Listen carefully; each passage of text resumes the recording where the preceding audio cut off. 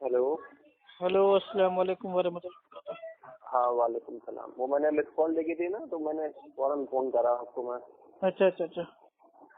वो भाई मेरे आप भाई अपना थे ना, नाम बिट्टू बता ने दीजिए काट लिया था ताकि मेरा। नंबर आपका सेव कर लें हम। क्या नाम था आपका? अरशान, ARSHAN। एक मिनट रुक जाइए भाई, क्योंकि नाम थोड़ा कंफ्यूजिंग है ना आपका। अरसलान। अरसलान नहीं, अरशान, अर्श, ARSHAN। ARSHAN। AN। ठीक, कहाँ रहते हैं आप? रामपुर। रामपुर यूपी। जी जी जी। ठीक है ठीक। जी पूछिए। हाँ, वो पूछे थे आपसे मैंने, तो आपने कहा मैं बता दूंगा पूछ के किसी और से, क्योंकि शायद आपको उसमें पूरा नहीं पता था। अच्छा अच्छा, क्या पूछा था? हमारे तो दिमाग से गुजर गया। अच्छा, तो एक तो मैंने पूछा था ईशा का एक्यूरेट, और दूसरा मैंने पूछा था कि आका जो अंगूठी बांधते थे चांदी की, कौन से हाथ में बांधते थे, कौन सी उंगली में बांधते थे, कितनी बांधते थे, ये बता दिए। अच्छा भाई देखिए, ईशा का जो टाइम है, ठीक है, उसके ताल्लुक से मगरिब के 1-1.5 घंटे बाद ईशा का वक्त चालू हो जाता है। अपने इंडिया का बता रहा हूँ, ठीक है। ठीक है। हाँ, अव्वल टाइम जो इसका है वो मगरिब की आपकी हो गई नमाज, और जी। मगरिब के बाद अंधेरा छा गया, उसके बाद भाई मगरिब के 1 घंटा या 1 घंटा 20 मिनट, ठीक है, या मतलब ओवरऑल उसको जोड़ लें 1.5 घंटा, उसके बाद भाई आपका ईशा का वक्त भाई चालू हो जाता है। अब ये रहता कब तक है, तो इसके ये ऊपर मेरे मतलब भाई जो उलमा है उनकी राय है अपनी अलग अलग, ठीक है। बाज लोग कहते हैं कि आधी रात तक, बाज लोग कहते हैं कि अच्छा। सुबह फजर से पहले पहले तक, बाज अरे, हनफी आलिम कहते हैं नहीं, रात के 12 बजे बाद खत्म, यानी कि रात के 12 बजे से पहले आपको पढ़ना है ईशा की नमाज। रात के 12 बजे के बाद पढ़ेंगे तो वो नमाज तो हो जाएगी, लेकिन वो मकरू टाइम होगा, ठीक है। चंद जो हनफी उलमा है वो कहते हैं, ठीक है। हाँ, मैं भी 12 बजे से पहले ही पढ़ता हूँ वैसे। हाँ, वो आप पढ़ लीजिए, लेकिन देखिए अल्लाह के नबी सल्लल्लाहु अलैहि वसल्लम ईशा की नमाज आप ताखीर से करते थे, मतलब बाकी सारी नमाजें अव्वल टाइम पे पढ़ते थे, ईशा की नमाज को आप ताखीर से पढ़ते थे। हत्ता कि मतलब भाई वो हदीस में आता है कि नबी सल्लल्लाहु अलैहि वसल्लम ने फरमाया कि अगर मुझे तुम पर मशक्कत का डर ना होता तो मैं ईशा की जो नमाज उसको और ताखीर से पढ़ता। और कभी कदार इतनी देर हो जाती कि साहबा इकराम बेचारे खेती बाड़ी कारोबार करके एकदम थक जाते थे, तो मस्जिद में ही मेरे भाई बैठे बैठे सो जाते थे, इतनी ताकीर में आते थे नबी सल्लल्लाहु अलैहि वसल्लम। तो ईशा की अच्छा। नमाज देर से पढ़ना, यानी कि थोड़ा ताखीर करके पढ़ना, ये अफजल है। लेकिन अब देर का मतलब क्या है कि फजर से 1 मिनट पहले 2 मिनट पहले, तो अब इतनी भी देर ना कीजिए। आधी रात तक भाई इसका अव्वल टाइम है, यानी कि अफजल टाइम है। उसके बाद भाई आप फजर से पहले पहले पढ़ सकते हैं। बाद लोग कहते हैं नहीं, रात के 12 बजे से पहले आपको पढ़ लेना ईशा की नमाज, ठीक है। तो इसमें अब जो भी है भाई, हमारा तो कहना ये है कि भाई ताखीर करके आपको मेरे भाई अगर पढ़ना है, तो मानिए ईशा का टाइम इस समय मानिए चालू हो रहा है भाई 8 बजे, तो आप उसको मेरे भाई अपना 11 बजे तक पढ़ लीजिए, है ना। नहीं, असल में मैंने किसी पढ़ा के और से फारिग हो पूछा था ना, जाइए। किसी और से पूछा, उन्होंने 12 बजे से पहले।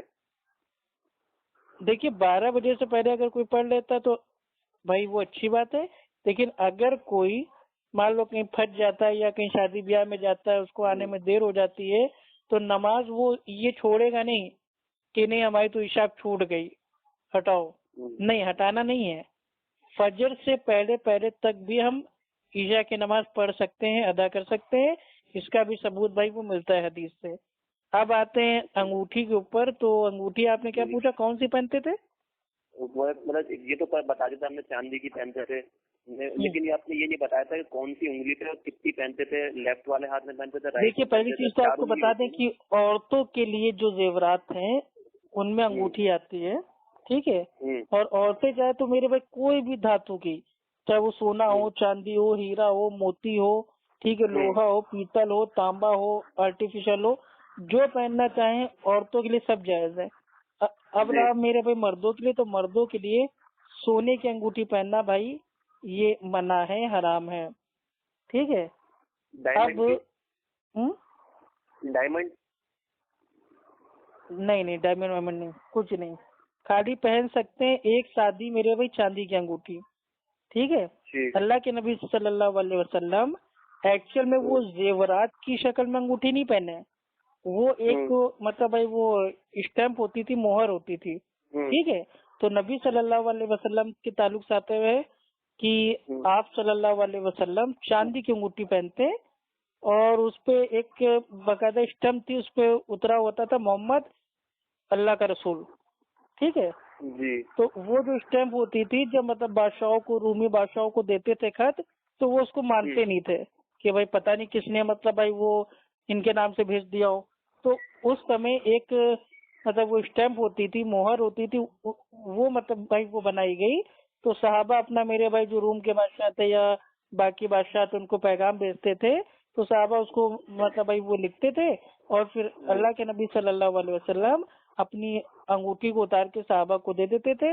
वो उस जमाने की जो इंक होती थी उसमें भाई वो डुबो के उससे मोहर मार देते थे, जिससे ये पक्का हो जाता था कि ये जो पैगाम है ये मोहम्मद अल्लाह के रसूल की तरफ से है। तो वो एक मेरे भाई स्टैम्प के लिए थी। तो अल्लाह के नबी सल्लल्लाहु अलैहि वसल्लम एक चांदी की अंगूठी पहनते थे सादी। ठीक है। और जो एक हदीस में आता है कि अल्लाह के नबी सल्लल्लाहु अलैहि वसल्लम अंगूठी में एक पत्थर था, उसका नाम अकीक था, अकीक पहनते थे। तो ये जो हदीस है भाई ये उलमाए मुहद्दिसीन के जो उसूल हैं उन पे ज़ईफ मौजू है, यानी कि झूठी हदीस है ना। जो हदीस आती है कि नबी सल्लल्लाहु अलैहि वसल्लम की अंगूठी में एक पत्थर होता था अकीक, वो जो हदीस रिवायत है वो ज़ईफ मौजू है। आप सल्लल्लाहु अलैहि वसल्लम चांदी की अंगूठी पहनते थे वो, और उसका जो ऊपर का हिस्सा होता था वो नीचे पहनते थे, और जो मतलब वो क्या बोलते हैं सादा हिस्सा होता है अंगूठी का उसको सामने रखते थे।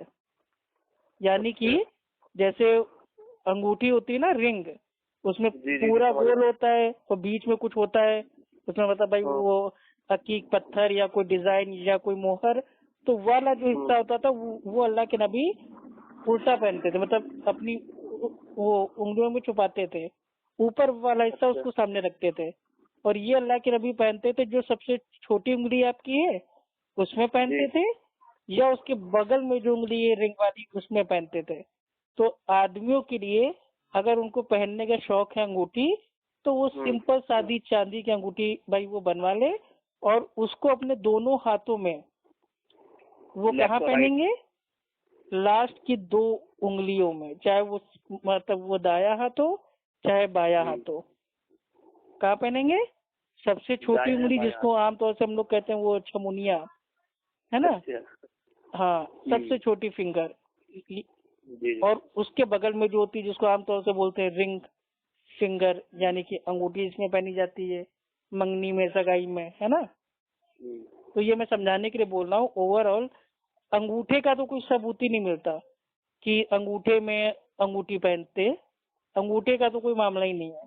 अब बची 4 उंगलियां, शहादत की जो उंगली है उसमें नहीं पहनते थे, जो सबसे बड़ी वाली जो उंगली है उसमें नहीं पहनते थे, लास्ट की जो मेरे भाई 2 उंगली थी उसमें आप पहन सकते हैं। ठीक है जी।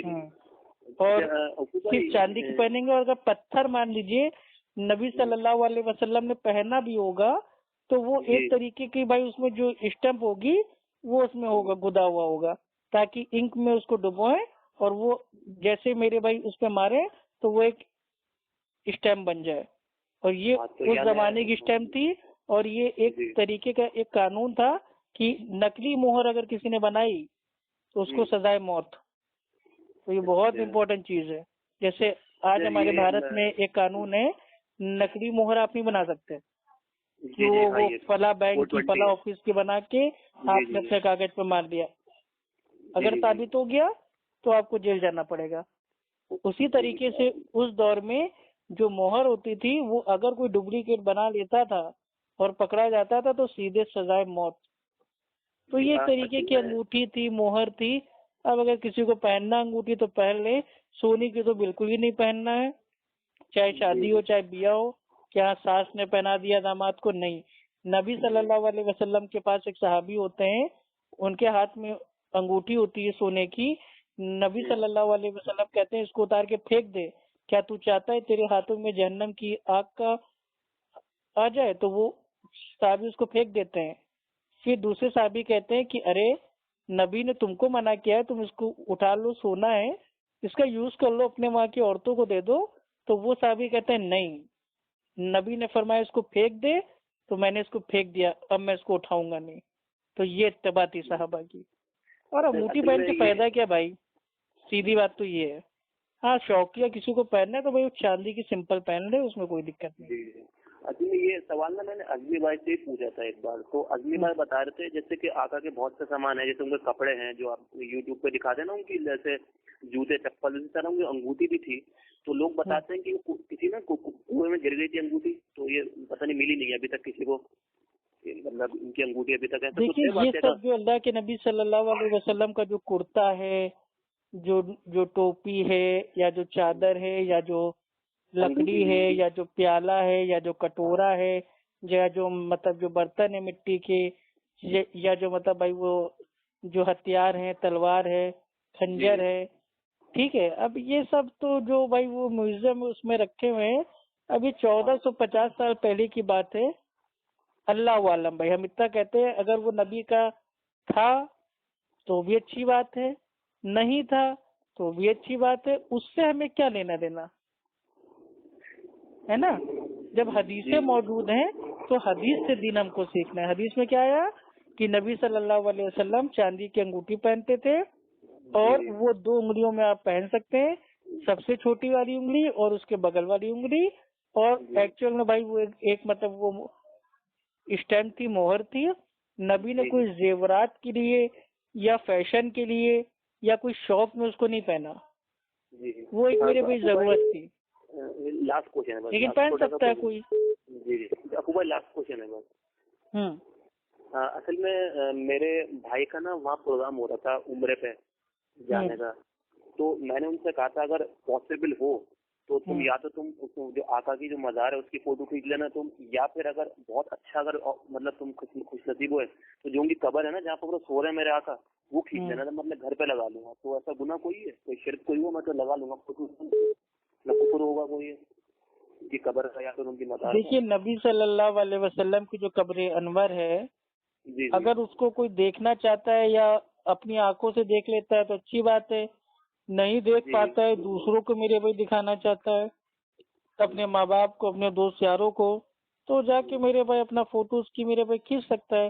बस ये है एडिट उसको ना करे, कि कब्र अगर शादी है तो एडिट करके हम उसके ऊपर चादर मतलब हम चढ़ाए दे रहे हैं या उस पर कलमे लिखे दे रहे हैं, एडिट हमको नहीं करना है। हूबहू जैसी है मेरे भाई कब्र, वैसी अगर कोई फोटो खींच के लोगों को जानकारी देने के लिए कि नबी सल्लल्लाहु अलैहि वसल्लम की जो कब्र है इस वक्त इस कंडीशन में ऐसी लगती है, लोगों को इल्म के लिए अगर वो मेरे भाई बताना चाह रहा है तो भाई वो खींच सकता है।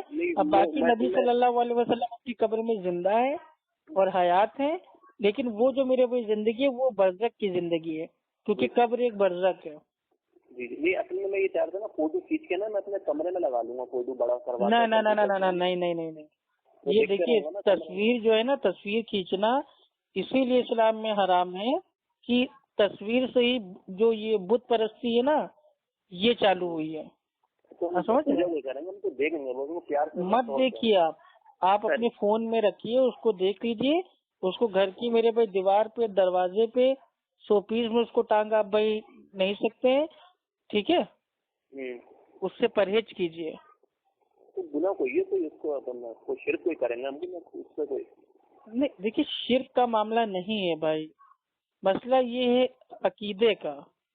आप सुबह शाम मेरे भाई कब्र को देखेंगे, कब्र से मेरे भाई कुछ अकीदा आपका बन जाएगा, तो इससे फायदा क्या? ऐसी मेरे भाई जड़ी काट दीजिए। शैतान ने इंसानों को कैसे भड़काया था कि वो तुम्हारे कितने नेक लोग हैं, तुम एक काम करो उनकी जो तस्वीर है उसको बना लो, वो तो दुनिया से चले गए हैं लेकिन उनकी याद में उनको देखने के लिए तुम लोग तस्वीर बना लो। तो वो पहले बनी थी तस्वीर, उसका मकसद क्या था कि भाई उनकी याद में, फिर धीरे धीरे याद से मेरे भाई उनकी इबादत होने लगी।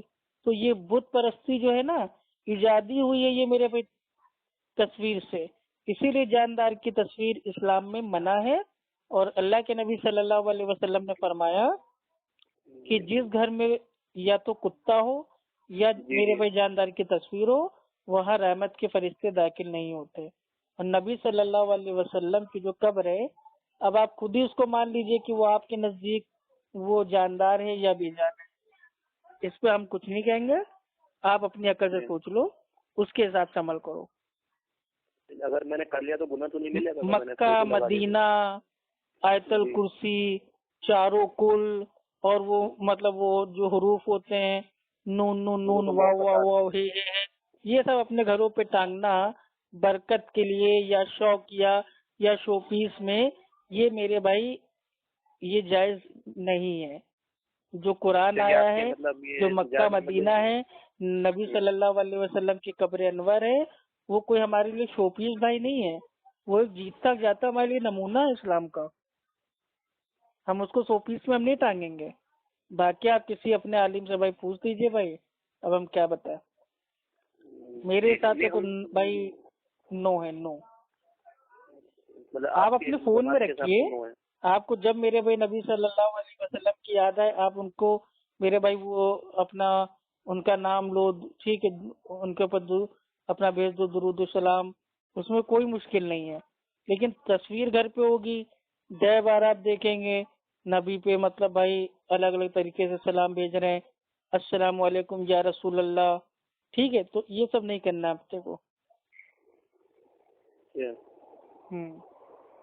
जो एक्चुअल हकीकी जो कब्र है उसका अलग ही है मेरे भाई प्रोटोकॉल। अब उसकी तस्वीर खींच के घर पे टांगने से वो प्रोटोकॉल आपको नहीं मिलेगा कि हम सुबह शाम नबी की कब्र देखेंगे तो बरकत मिलेगी। क्या कहते हैं, नहीं ऐसा ऐसा ऐसा सीधा कुछ नहीं है हमारा कि मतलब देखने पर भी मोहब्बत में मतलब ऐसा था। मोहब्बत में भी हम तस्वीर नहीं लगा सकते। अगर मान लीजिए आज की तारीख में नबी सल्लल्लाहु अलैहि वसल्लम की जो तस्वीर है, फोटो है, अगर वो भी मौजूद होती तो हम आप सल्लल्लाहु अलैहि वसल्लम की जो फोटो है उसको भी घर पे नहीं टांग सकते थे। भाई वो जानदार थे ना। हाँ, ये तो उन्होंने मना कर रखा था ना अपनी तस्वीरों को, तो हदीस तस्वीरों को मना कर रखा। जी जी, वो हम मोहब्बत करना है तो फिर भाई अब नबी की कब्र की टांगेंगे, तो उसके बाद भाई अबू बकर की भी टांगिए, उमर की भी टांगिए, बाकी जो वली अल्लाह उनकी भी टांगिए, क्योंकि मोहब्बत तो फिर मेरे बस सबको देना पड़ेगा ना। तो इससे फायदा क्या, अपने फोन में रखिए। अगली बार बता रहे थे जो वहाँ की गवर्नमेंट जो है वो कब्र के पास आने नहीं देती है हर किसी को, तो फिर कब्र की फोटो कैसे खींचेंगे? देखिए सऊदी अरब भाई मैं गया नहीं हूँ, इंशाल्लाह जब जाऊंगा उम्रा करने, हज करने, इंशाल्लाह अल्लाह ने चाहा तो इंशाल्लाह भाई देख के बताएंगे। अभी क्या बता दे वहाँ की सरकार क्या है। हालांकि वो वहाँ के जो पुलिस वाले हैं वो दूर ही रखते हैं अक्सर लोगों को, क्योंकि वहाँ पे असल में लोग आते हैं कब्र पे। हालांकि अकीदा उनका कुछ और होता है, लेकिन अमल जो करते हैं वो मेरे पे गलत करते हैं। अकीदा उनकी मोहब्बत का ही होता है, लेकिन वो मोहब्बत में एकदम कब्र के सामने सजदा करने लगते हैं और चूमने चाटने भाई वो लगते हैं। तो वहाँ पुलिस वाले इसीलिए उनको नहीं आने देते। ये तो हमारे आलिम भी मना करते हैं, सजदा तो जायज नहीं है हमारे आलिम। वही ताजीमी जो सजदा है वो हराम है, और इबादत का सजदा ये शिर्क है। लेकिन जो मोहब्बत होती है ना, एक जो उम्मती होता है फिर वो मोहब्बत पे अपना कंट्रोल कर नहीं पाता, क्योंकि हर अक्सरियत जो भाई आवाम है, अब भाई वो आलिम तो है नहीं। अधिकतर लोग मेरे भाई इंडिया, पाकिस्तान, बांग्लादेश के जो जाहिल आवाम है वो लोग जाते हैं मक्का मदीना। तो वो जब मेरे भाई जाते हैं मदीना तो नबी सल्लल्लाहु अलैहि वसल्लम की मोहब्बत में अपना आपा खो देते हैं, और फिर वो वहाँ पे मेरे भाई चुम्मा चाटी, चुमना चामना, सजदाबाजी ये सब करने लगते हैं। तो इसलिए पुलिस वालों को वहाँ पे रखा गया कि आप भाई दूर से देख लो, ठीक है, जियारत कर लिया आपने, अब आप जाओ, अगलों का नंबर आए, तो ये मामला है। नहीं, ये तो हमारे आलिम भी कहते हैं कि सजदा वजदा नहीं कर सकते कब्र को, न तुम बैठी। जी जी जी, बस बहुत दुरूद, अच्छी बात है। उन्होंने कहा सल्लल्लाहु अलैहि वसल्लम कह सकते हैं कब्र के सामने ना, उनका मतलब पूरा नाम लेके दुरूद भेजना, ये कर सकते हैं। हाँ बिल्कुल, सलाम पढ़िए, कोई मुश्किल नहीं है भाई। बहुत बहुत अपन लोग नमाज में तो पढ़ते हैं ना, अस्सलामु अलैना, तो भाई अत्तहियात में हम सारे नेक सालीन पे सलाम भेज देते हैं, तो जी कोई जी जी, दिक्कत नहीं है। ठीक है, बहुत बहुत शुक्रिया आपको। ठीक है, ओके, अस्सलाम वालेकुम वरहमतुल्लाहि वबरकातुहू। वाह।